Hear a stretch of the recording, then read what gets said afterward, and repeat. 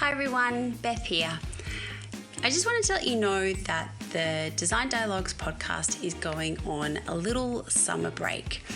We are taking the next few weeks off to recoup, recover, refresh, and just enjoy this really festive time with family and friends, and getting ready to come back in 2025 with some amazing guests, and we've got some really exciting things planned for the podcast that I will be sharing with you in the new year. We have some really great episodes for you guys to revisit over the next few weeks. We've had so many new listeners join the podcast in the last 12 months that I know some of you will be hearing these for the first time. And for those of you who might have already heard these episodes, I know you were going to get even more out of them than you did the first time. I really wanted to take this opportunity to thank everyone for their amazing support of the podcast this year. It has grown in ways that I could never have imagined back at the start of this year. We have had some truly amazing guests on the podcast. We have more listeners and downloads than I could have possibly imagined. And on top of that, we have had our first 2 live events. So 2024 has been just a phenomenal year, and I can't thank you all enough for your support. So I'm really looking forward to seeing you all back here again in 2025. We have got, as I said, some really exciting things planned for the podcast. There'll be more live events, and I'm just really looking forward to continuing the conversation with you. As always, if you want to book in for a health check or take our courses, you can do that online, and that will set you up for 2025. But over the next few weeks, I really hope you enjoy the episodes that we have put in for our summer break. And I hope you all have a wonderful holiday season, and you take the time with your friends and family and relax. Photography is an investment. It really is an investment. And I always say, invest in your key shoots per year. Like you might do, one a quarter, or they're the ones that will give you, your magazine images. You might use them as your website images, all of that. But for every other project you do, and to keep up to date with socials and being relevant and that sort of thing, you really do need to know how to capture your own content. Hi, I'm Beth Beesky, the founder of More Time to Design and your host of the Design Dialogues podcast. I've been a designer for the last 12 years and I've run my own studio for 5. And I know how hard it is to run a successful business. You not only need to be great at designing, but you need to be great at all the other things as well. I created More Time to Design, a software platform to help designers run efficient studios, and I've created the Design Dialogue podcast to help us all learn together. Each week, we will meet professionals who are at the top of their game doing things that help us run our studios. We'll have conversations with social media managers, interior design mentors, copywriters, stylists, photographers, suppliers, and also designers who have been in the game for a long time and who have such a wealth of knowledge to share. I hope that each week you feel inspired and informed at the end of each of our Design Dialogues. So join me for the Design Dialogue podcast. Of the Design Dialogues podcast. This week I am talking with Nat Spadavecchia from the Palm Co. I have known Nat since the early days of her business. She actually designed my wedding stationery back in the days when the Palm Co was still finding its path. In this episode, we talk about those early days of Nat's business and how at first niching down into something didn't feel quite right, but how relatively quickly it became evident that it was the way to go. Nat generously shares with us some great things to think about when you are considering which photographer to choose to capture your projects, and also some tips if you are styling the project yourself. As always, if you are enjoying the podcast, I would love for you to leave a review. Reviews are one of the best ways for people to find the podcast. If you are unsure of how to leave a review, I will put in the show notes some simple instructions to follow. I really do appreciate you taking the time to leave a review. Now, I hope you enjoy my dialogue with Nat. Hi everyone, and welcome to this week's episode of the Design Dialogues. And I am talking with the lovely Nat Spadavecchia from the Palm Co today. Hi Nat. Hello, thank you for having me. It's been it'll be such a pleasure to have you on. I have known Nat for I don't know, 6-7 years, maybe a while. Yeah. And oh my goodness, Nat has photographed some of my design work. She also designed my wedding stationery. But yeah, so I have known Nat for a while and have been a big admirer of your work. So I'm really looking forward to getting in and learning a little bit more about your business and some of the things that you do today. I love to start every episode by finding out, what can you see out your window today? Oh, trees. Actually, the one good thing, well, not the one good thing, I love my house. But this house, it's down the south coast, but it kind of is surrounded by trees everywhere. So it feels like you're in like Bowral or the Southern Highlands. Beautiful. It's so nice. So, and this is my favorite room with the fireplace and the trees out there. So yeah, it's a good sounds spot. very idyllic. Oh, so lovely. So for those of you who don't know Nat, she is a photographer and has a phenomenal portfolio of work. I am sure most people are familiar with your work. Can you tell me a little bit about your business and how you've gotten to where you are today? Yes. So actually, when you said I designed your wedding stationery, I felt like that was a past life. It I doesn't. know, and It was like forever ago. I know, and I would love to actually talk to you a little bit about that, because when we first met, you did kind of have a bit of a scattering of offerings, and it was almost like you were kind of testing out what direction you were going to go with your business.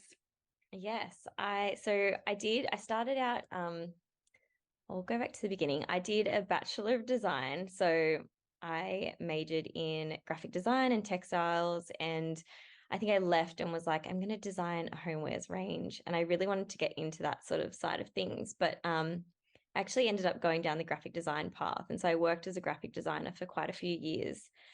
And then I just hated sitting at a computer desk. So which now I'm still at a computer desk editing thousands of photos a week, but that's okay. This is still a balance.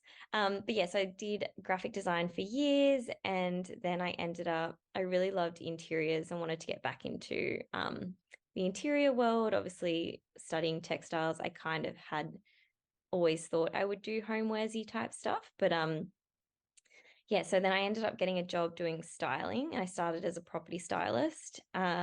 It wasn't as big of an industry as it is today, and there was only like a real select handful of sort of companies, I guess, that were doing it. And so I worked at one of those for I think 6 years, and kind of started off doing styling, and then I ended up in the marketing team doing the photography to be able to market the brand. So I was shooting all of our interiors, and it was definitely trial and error. I had done a short course on photography, but it was not interior specific. It was basically how to get the camera off auto.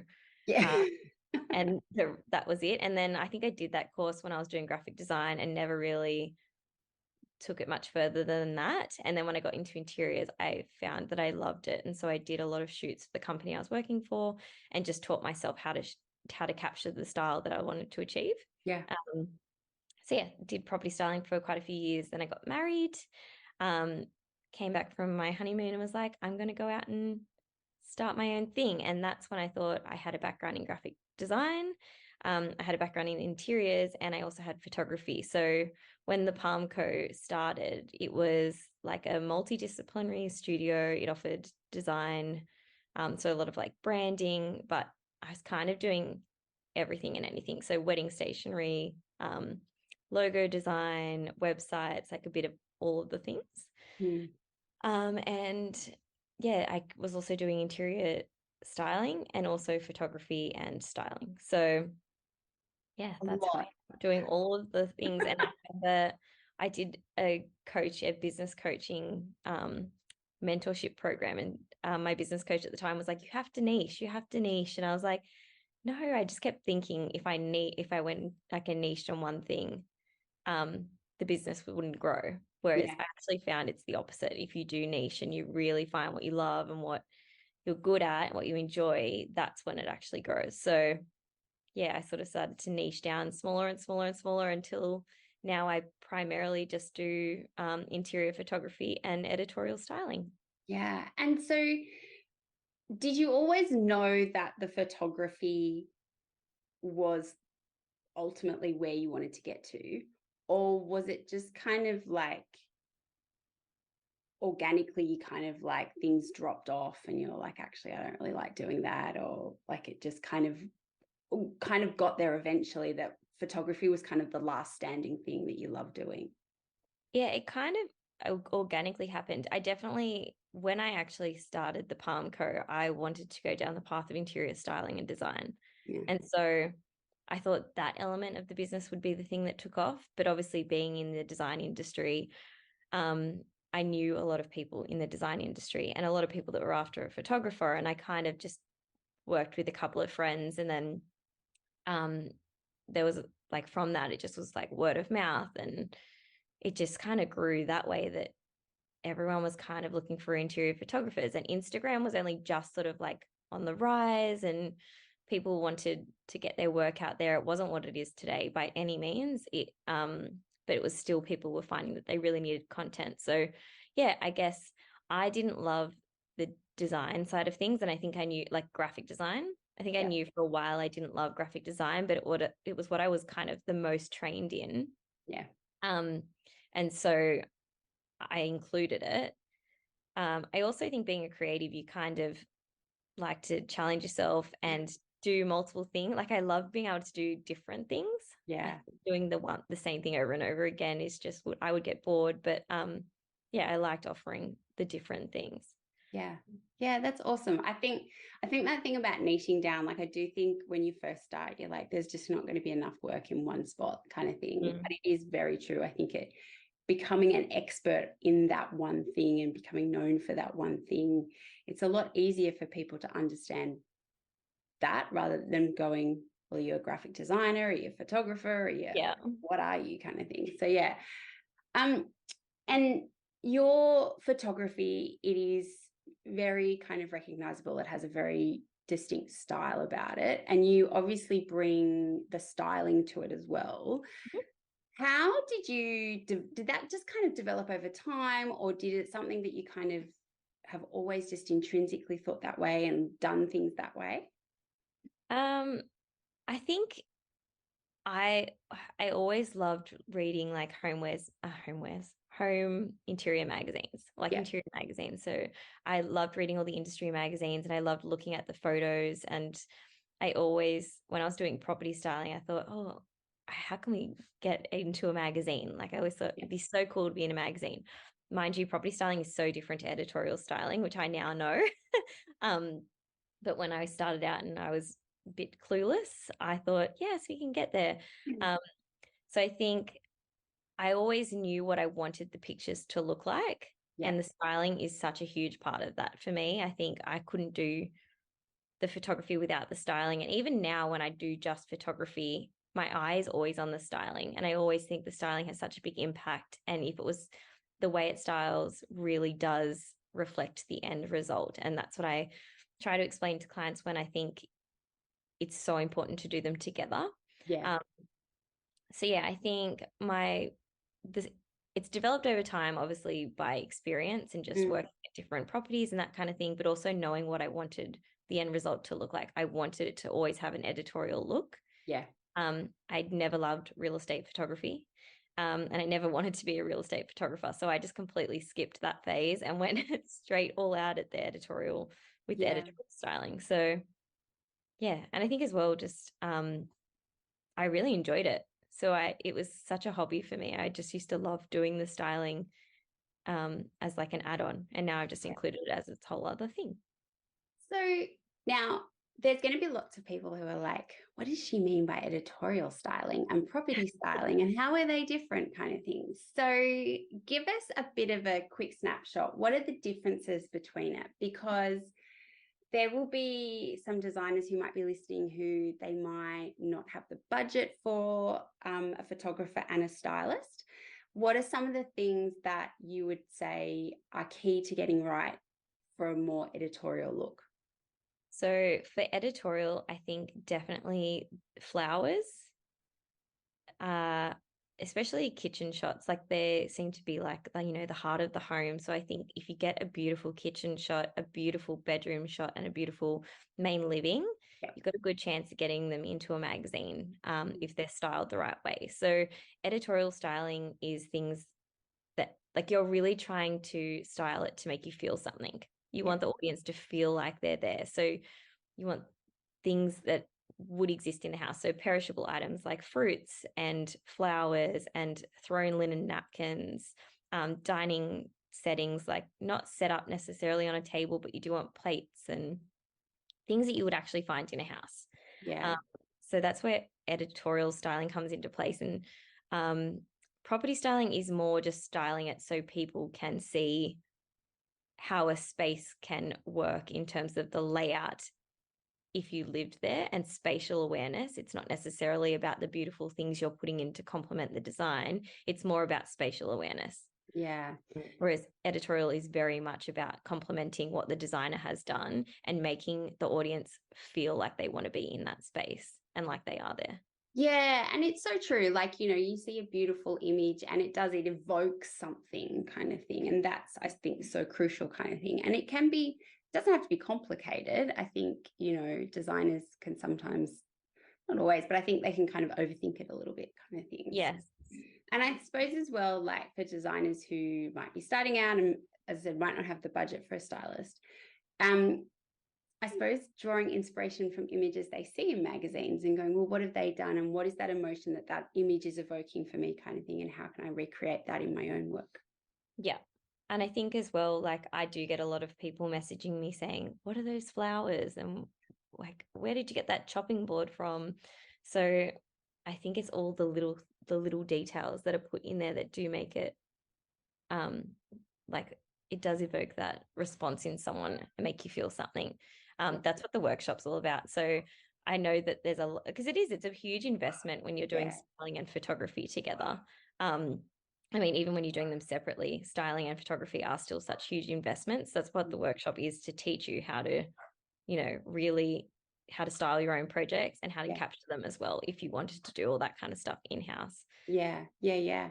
And tell me a little bit about your workshops, because you have kind of you've almost gone, you've niched down, and now we're kind of spreading out again a little bit, because you are you're teaching the kind of skills that you've learned, aren't you?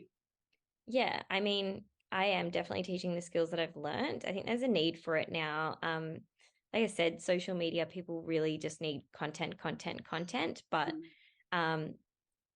photography is an investment. It really is an investment. And I always say, invest in your key shoots per year. Like you might do, one a quarter, or they're the ones that will give you, your magazine images. You might use them as your website images, all of that. But for every other project you do, and to keep up to date with socials and being relevant and that sort of thing, you really do need to know how to capture your own content. And a lot of designers will just do a bathroom or just do a kitchen, and sometimes it isn't worthwhile for them to get a photographer out for such a small project, but that doesn't mean it shouldn't still be captured. So I guess I was talking to a lot of my clients who wanted to learn how to capture even behind the scenes. And similarly, they were like, what do we do if we've just done a bathroom? We don't want to get you out there, but we don't want to miss the opportunity. And so that's when I thought, well, they're going to come to me to do their big shoots, but they do want consistency. So they're showing up as professionals and they're still growing their businesses. So giving them the skill set to capture those smaller projects was really beneficial. So I sort of felt like they still went hand in hand. Yeah. Because like you don't just need those 10 beautiful photos anymore. People need so much more than that.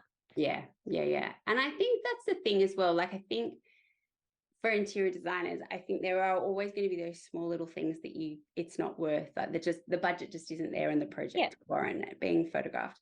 But I do think capturing them, and it's, you know, showing your body of work, and there's like this, the content that we need to produce these days is just enormous.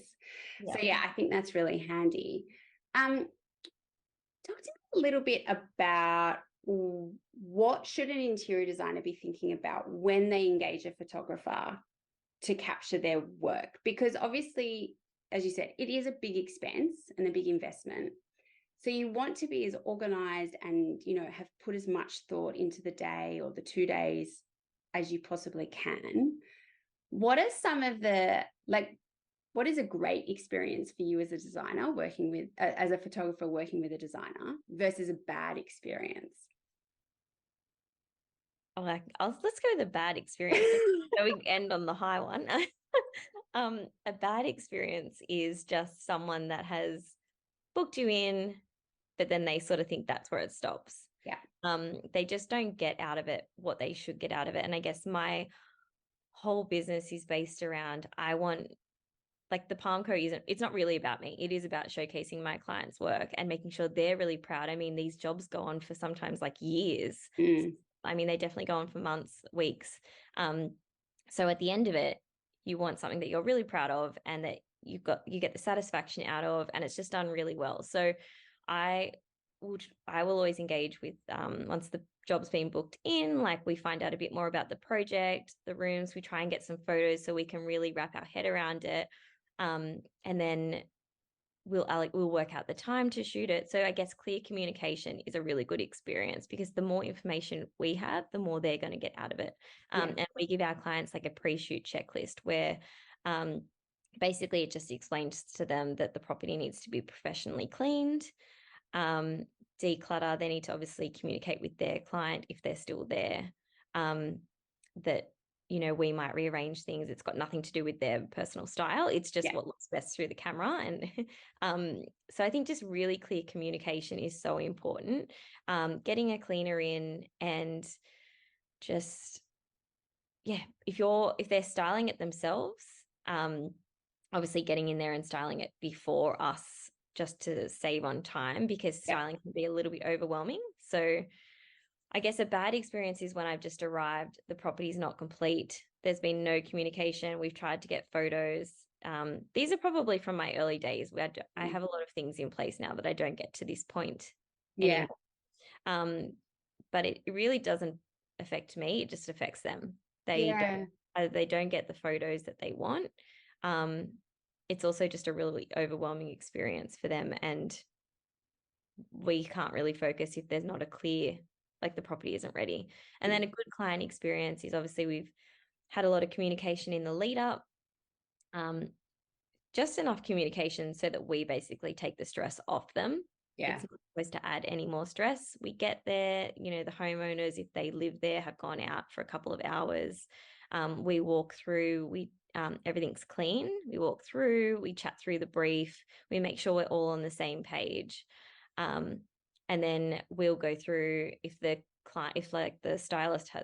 designer has had it styled, we'll just tweak things to look best through the camera.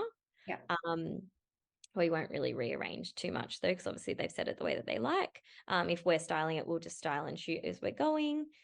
And then, we just wrap up at the end of the day, let them know we're done, and then we leave. And the client gets their proof sheets, they get to pick the beautiful images, and then they're edited and sent off. And it's a really seamless process. But I think communication is just one of those things that has to be key. I think a lot of photographers make the mistake in not letting the designer know that, you know, the homeowners need to be aware of the process. The property does need to be cleaned. You can't just show up and start cleaning it at the same time. So it'd be a fun day. And they're exhausting days. That's all the communication in the lead up. Yeah, exactly. And does where the designer hopes to use the images, does that also impact how you shoot and what you think about? Like, if they are pitching it, like they're planning to pitch it to a magazine, or if they're kind of like, it's just for our website or socials, does that change the way you shoot as well? Yes, definitely. So in part of our like onboarding process is we get them to fill out where the images are being used. So they fill out a form, and one of the questions is, what are the images being used for? Also, even when they're just inquiring, we also ask the same question, because it'll also help us guide whether they should take that investment and do editorial styling, or whether it's not essential for what they're doing it for. Yeah. So at the end of the day, we're just trying to get the best image. If you're just using them for website and you don't intend to put them in magazines, then you don't necessarily need that investment of editorial styling. You can still get beautiful photos. Yeah. But yeah, like you said, they're just captured slightly different, and they're not styled the way that we would normally style for editorial. Yeah. So interesting. I think that especially maybe if people haven't had their work captured professionally before, or they haven't done it kind of that much, I think sometimes they forget. I think they do sometimes think, I'll just book in a photographer and that'll be it, kind of thing. Like, there is so much more to it. And you're right, like what images they capture at the end, or not necessarily the quality, but the amount or whatever, is so determined by that kind of communication and, being clear on what you want from these images. Yeah. And I think as well, part of that like onboarding, like an inquiry phase for us, is finding out what their end goal is with the images, because some people, when they have never worked with a editorial photographer before, will think we're just in and out in an hour, and it just doesn't work that way. I mean, it's so different to real estate photography, where you just go in and your end goal is basically to make the property appear as big as possible. Yeah. So it's really like, it's very different, whereas we're trying to rearrange things in the space to capture them how it is when we're in the space and how it feels. So I think people don't really know the process that goes into shoot days of like moving things around, because you can walk into a space and it's absolutely stunning, but when you're trying to put it into a photo, there's a really like specific way to, I guess, compose the shot and also rearrange the styling so that the feeling you get walking into the space also comes through in the photo that we're capturing. Yeah. Because for editorial, a lot of it is like combining, say, 3 photos together to get that whole room experience, as opposed to a real estate shot where it's just like one wide angle. Yeah. Which doesn't really make you feel all the details and everything that you've spent hours and days, specifying and selecting and sourcing. Yeah. And how, like, in terms of the process from, say, when someone books you in, what is the ideal, like, and this is going to be so dependent on project, I know, but is it like, if you can capture the house before the client has moved in, like in that kind of really sweet little spot, is that the best time, because it's kind of, there's not client clutter around? Or is it kind of like you just kind of have to roll with it and make it work when you can? It does vary depending on project and budget. If you have a client that's invested in all new furniture and that kind of thing, then you're probably best to wait until they have moved in. And then obviously have the conversation with them, maybe get it early days where just the bigger items are in there. Yeah. But it's always better, I would find, to do it before the client has moved in. Just because obviously once they've moved in, it's a lot more clutter, and a lot of the times it's like a lot of boxes, and just people don't live the way that we shoot, which is completely like understandable. People have stuff, whereas we get rid of all that stuff and we put your one beautiful pair on the bench. Yeah. Not the 6 kids drink bottles. Yeah, the one pair represents that someone lives here, just the 6 drink bottles are gone. So yeah, it's definitely like finding that sweet spot. However, I've been doing this, for my own business for the last 7 years and longer before that, but it is very hard sometimes to find that sweet spot to book it in. So if you can, I would book it in before clients move in. And if you can't, I just have that really clear conversation with them. Yeah. And what if you've got a client who hasn't gone to, they might be doing furniture down the track or something like that. Like, how do you, like, maybe some of it looks really great and you want to capture that, but there's some really dodgy looking furniture over here in the corner. How do you deal with that situation? very strategically. Um, I did a shoot recently actually, and the kitchen was stunning. And the client was doing the renovation in steps, but the designer wanted to get in and shoot the kitchen because it was just they just moved in. It was all very new and fresh, and it was like we did a pan of a video. It was like the kitchen was stunning, and you moved over to the dining room, and it looked like Nana's moved the furniture she'd had from the 70s in. And it was just so funny because I think that's the reality. I think a lot of designers probably look at photos of other designers' works and go, God, how do they get those projects? And I think it's nice to know that the reality of it is a lot of people are just doing projects in stages. And you can still shoot those projects. You just work around it. You move them out of the way. Sometimes if we're bringing in furniture, like I said, if you have the budget, the removalist will just basically take the client's furniture out, put it in the truck for the day, put our furniture in, and then it just gets swapped back. It's a very seamless, easy process. Once it's actually locked in, it's not as big and overwhelming as people think. Yeah. So, and usually it's just like a room or two that kind of needs to happen. Yeah. So, yeah. I think as well, like, it's funny. I often quite think there's a lot of smoke and mirrors happens in this industry when it comes to getting photos and all that kind of stuff. Like, what is behind the camera is quite often very, very different to what is in front of it. So I think, sometimes it's like, if it's about building your body of work and all of that kind of stuff, sometimes you have to just get in there and kind of, participate in the smoke and mirror exercise. And I think people don't realize, like, a lot of the designers I actually even still work with now that I started my business with, a lot of the time we were, they did their own house as one of their big projects, and then got me in to shoot that. And from that, their business has just blown up. So it's worth investing in the photography and the styling. And even if you're doing it yourself, it really is worth getting good quality photos. Even if you're not at that stage yet where you're doing, big projects, you've still spent so much time designing beautiful spaces that the world should see, because it's like a little sneak peek. So yeah, I think that shouldn't deter people. And I think, you need to be aware that a lot of it is smoke and mirrors, and a lot of designers out there are just shooting the kitchen, the bathroom, their own living room. Yeah. And that leads me to one of my next questions, because one of those designers that you have worked with for a very long time is Catherine from the Stables. My goodness, I've known both of you for ages, and I don't know, how long have you been shooting her work for? Catherine was my first client. There you go. So 7 years, I would say, since the point we started.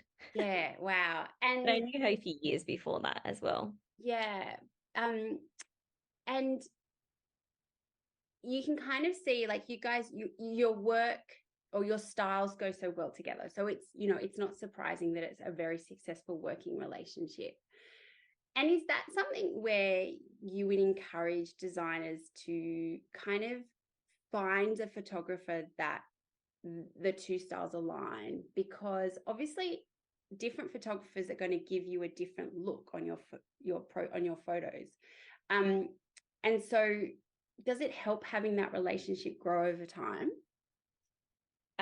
Definitely. I 100% agree that you should pick your photographer based on, like, they have to align with you and your aesthetic.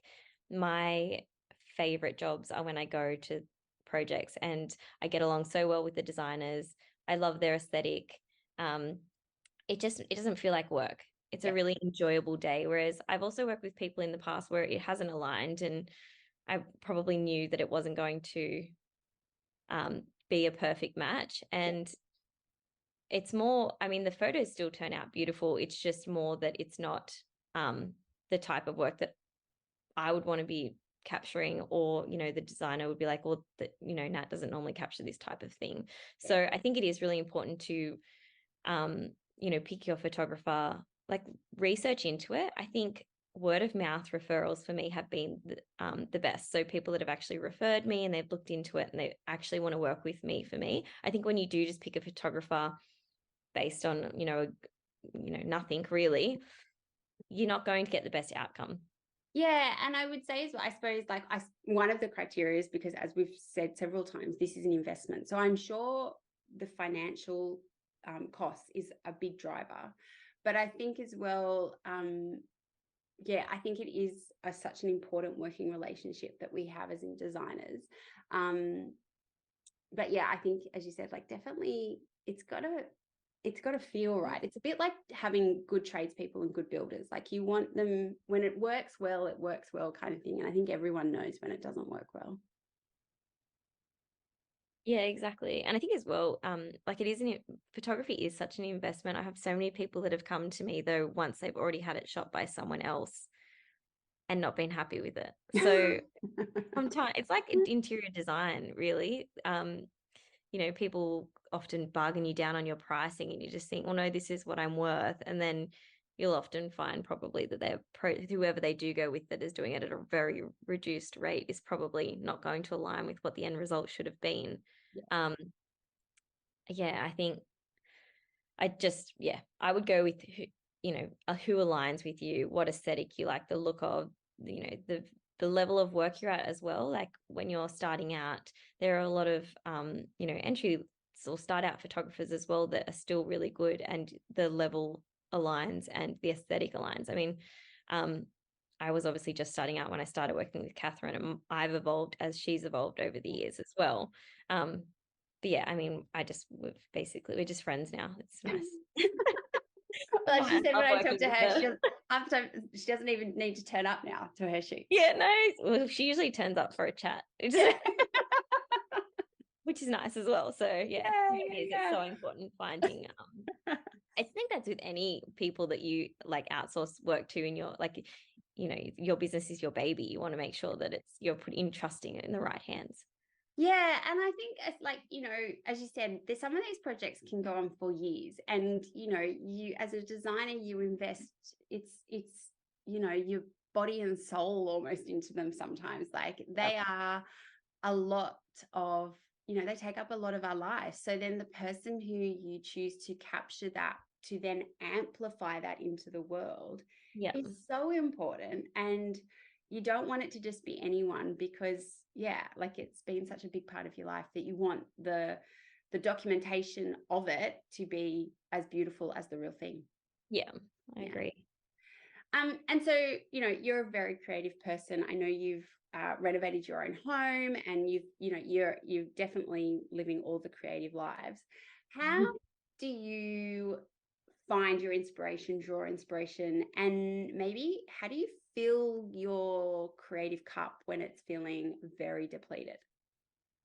I always find this is a tough question. Like where do you get inspiration from or what inspires you? I think there's this like a few different ways to look at it. So in terms of like inspires me for styling and what I include in projects and things like that, just like textures and like creating layers. I love layered looks and that sort of stuff. So I often look at like what's coming up in trends, or I look at like what in different suppliers and trades in the industry are bringing out. And I'm really inspired by like, the colors of the year and all of that kind of thing. I mean, I am a 50 Shades of Beige kind of girl, but I still like to see what's going on out there and I can still appreciate other design. And I think that's so important as a photographer to be able to appreciate other designers out there. So I guess I am inspired by in a way, I guess the design industry as it evolves and changes. I like to, have a play with those sort of things, but I'm also inspired by like my personal goals and what I wanted to do. And, I like to travel and,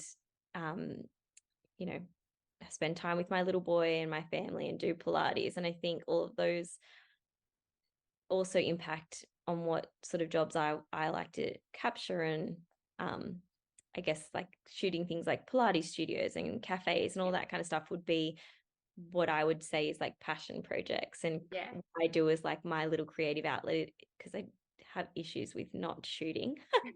I'm a serial overshooter. I'm like, okay, one more shot. But so one of my creative outlets would still be, I guess, shooting, but maybe just shooting for myself in terms of like a cute little cafe or, some nice textures and architecture and stuff like that I've seen in my travels. Yeah. So it's really just everywhere around you. Yeah, it is. I mean, I think, you kind of just gather inspiration from all what's going on around you in the everyday. Absolutely. And so what are you looking forward to in your business over the next 12 months? I feel like I'm always go and trying new things. So I'm interested to see what the business is doing in the next 12 months. But there's definitely a lot more education things coming out. I'm excited to just see new projects, different trends in the industry. Yeah, I mean, I just love to see what different clients have been up to every time I get to different projects. I'm like, I think this is your best one yet. And honestly, as I'm evolving, they're evolving. So yeah, I love seeing that. So that'll be fun over the next year, but also, yeah, just incorporating more of the education side of things so that people can get that instant satisfaction out of taking a beautiful photo of their own projects. Yeah. Oh, awesome. Sounds like a busy 12 months. They're all busy. I feel like every year it just gets busier. It's silly. Adding more and more to the plate. And how can our community reach out to you and find out more about what you do? Through my social media probably is one of them. So it's just at the.palm.co. My website, which is thepalmco.com.au, and I'm always available on like the email. People can contact me through there as well. Yeah, awesome. And we will link to all of that in the show notes for everyone. Thank you so much, Nat. This has been such a great chat. And I've really loved learning more about your business. Oh, thank you. I've loved chatting to you. It's been nice. It's been a while. It has been a while. Thanks, Nat. Thank you.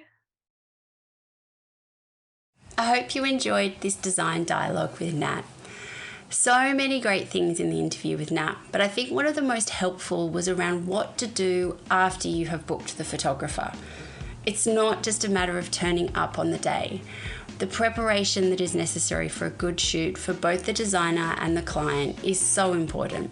And as Nat says, it's not her that misses out if the preparation isn't done, it is the designer. I really hope you enjoyed this dialogue with Nat, and I look forward to seeing you next week for our next design dialogue. It is usually around this time of the year that we all start to think about what we are doing in our businesses, and maybe some things we might like to do a little differently. I am sure a lot of you who are listening are currently trying to wrap up projects before the end of the year, and so thinking about a new software platform is at the bottom of the to-do list. However, if you can spare a few minutes, the team and I would love to show you how more time to design can transform your business and mean that 2024 is your best year in business, both from a project perspective, but most importantly, financially. For everyone who books in a demonstration before the end of 2023, we will extend the free trial period so that even if you are madly wrapping up projects, you will still have plenty of time to become familiar with more time to design and be ready to start 2024 with a bang. I will pop the link to book in a demonstration in the show notes. Thank you for listening to this design dialogue. I hope you have found it full of inspiration and helpful information to take into your design studio. If you like the podcast and want to hear more, consider sharing it or writing a review, as it helps us reach more people, and follow us wherever you get your podcasts. If you would like to unlock the power of effortless studio management and elevate your design business to new heights, please follow the links in our show notes to see how more time to design can help you build a better business. Have a great week, and I will see you for our next design dialogue.